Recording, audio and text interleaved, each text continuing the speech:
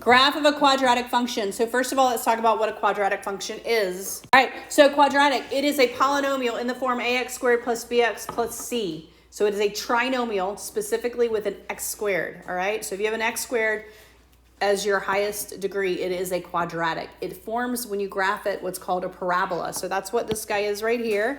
This is a parabola, all right? Lots of information here, actually from Algebra 2, but we'll talk about it. First of all, they point out that a is not 0. If my coefficient of my x squared was 0, I would have a line because it would be mx plus b, right? It would be just a degree of 1. This degree is 2, which means I have a quadratic. The y-intercept, that is where it crosses the y-axis, in this case right here. When it's in standard form, which is what this is here, to find the y-intercept, you plug in 0 for all your x's. What's nice about this is that when it's in standard form, your y-intercept is just your c value, your constant. You don't even have to solve for it. You automatically know where that's located. They give us some equations here, and we're going to do all of this. The axis of symmetry, that's exactly what it sounds like. It is the axis that goes through the parabola, through the vertex, which makes this parabola symmetric, all right? So it goes directly through the middle. That is your axis of symmetry. They use this standard formula to find your axis of symmetry. It is negative b over 2a. You're only using your coefficients. You're not using your x's, okay? Negative b over 2a, that is where your axis will be. That's also where your vertex will fall. Your vertex will always fall on your axis. So when you find your axis, you've actually found the x-coordinate of your vertex, right? And so to find the rest of it, you just plug this guy back in and you'll find your y. All right? So we're going to do some of this. We're going to do a little bit of work with finding this and graphing them. All right? So let's look at the first example. Let's plug in.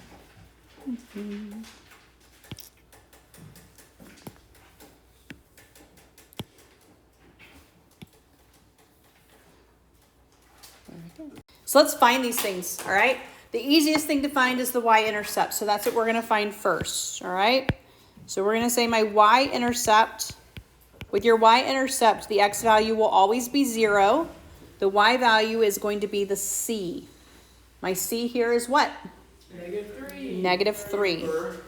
That is my y-intercept. So I'm going to go ahead to 0, -3 on my graph. And I am going to plot that there. That's my y-intercept, all right? The next thing I'm going to find is my axis of symmetry. All right, my axis of symmetry is going to be negative b over 2a. All right, so I'm going to find my b. My b is 2, right? So I'm going to put negative 2 over 2 times, what's my a? 1. So I have negative 2 over 2, which gives me negative 1. And I'm actually going to draw that as well. You draw this dashed because it's not actually part of your graph. It's just a representation for you to help with the rest of the graph. So I'm going to go to negative 1. It is a vertical line. It's y equals is technically what this is. Y equals negative 1. All right. So my axis is y equals negative 1. And then I want to find my vertex. The vertex, I already know my x value of my vertex. My x value is negative 1. I need to find my y value. For that, I plug it in. I just take that function and plug in a negative 1. So for every x, I plug in a negative 1. X squared plus 2 times x minus 3. I remember this stuff. So negative 1 squared is just 1. 2 times negative 1 is negative 2 minus 3. So 1 plus the negative 2 is negative 1. Minus 3 is negative 4. So I just found the y value of my vertex. Negative 1, negative 4. So that goes right here. All right. So what I'm going to do is I'm going to take this point, that is my y-intercept, I'm going to reflect it because I just said it was symmetric. So if this guy is 1 away from my line, I'm going to go 1 away on the other side. All right? And so I'm going to plot another point that mirrors my y-intercept right here. And then I can actually graph this parabola. I know it's going to be a U-shaped. I am just sketching, so this does not have to be perfect. That is what my graph will look like for that particular parabola.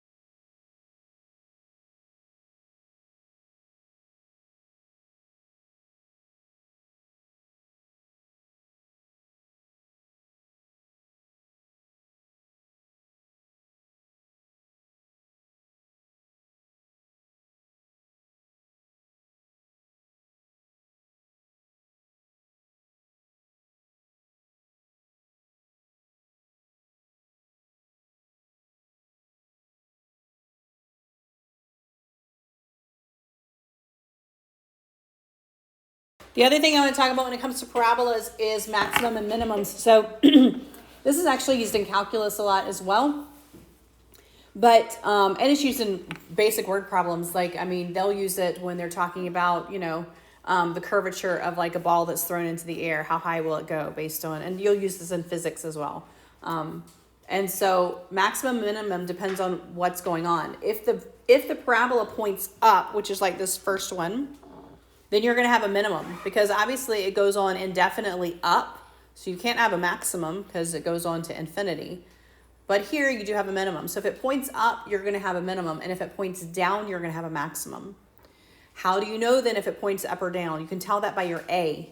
If your A is positive, then your graph is going to point up. If your A is negative, then your graph is going to point down. So this is also a really good check when you're graphing, is to whether or not you graphed it correctly.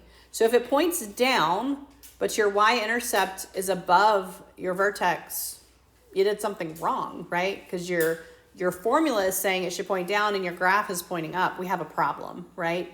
And so it's a good check. Am I doing this right? Should it be pointing down or up? All right, so let's look at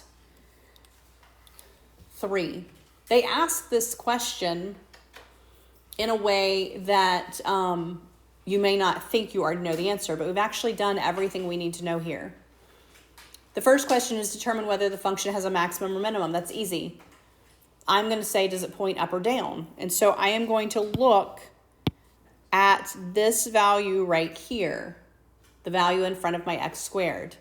That value is negative. So we have a is less than 0 because a is negative 3, which means my graph points down, which means I have a maximum. That's my maximum. I have a maximum, right? The second question is find the maximum or minimum value of the function. Now, when they say find the maximum or the minimum, they typically are asking for the y value. Why are they asking that, right? If I say what was the highest point the ball got to when it was thrown, I am not asking for the horizontal measure. I'm not asking for at what point in the throw did the height happen. What I'm asking for is literally how high did it go, which is the y value. So when they ask for a max or min, they're actually asking for the y value, but where? Well, where does your max or min occur on a parabola? At exactly one point, this maximum or min always occurs. When you look at this question and they're saying, what's the maximum min? They're actually asking for the y value of the vertex, all right? So how do we find the y value of the vertex? Well, we find my axis of symmetry and we plug it in and we get the y value of the vertex, right? And so we're going to use those same formulas. We're going to say negative b over 2 times a, all right? Which gives me what? Negative 12 over negative 6. That gives me 2. That's my x value of my max or min, in this case, maximum. To find my y value of our max or min, we're going to plug it in. Negative 3 times 2 squared plus 12 times 2 plus 11. Order of operations, square the 2 first. 4 times negative 3. Multiply these. Add that, right? So what do I get? 23. So that means my maximum value is 23. And this is how they're going to actually write it. They're going to say the max is 23 and it happens at 2. All right, so if this were like an example of the ball being thrown, all right, the maximum would be 23 feet and it happened at 2 seconds if we were comparing time to time to height, okay? So the maximum is one number. It's not the x, y. It's usually the y value. And sometimes they'll say, what is the maximum? When did it happen? Based on the type of problem they're talking about. What is the maximum is the y value. When it happened typically is the x value. All right?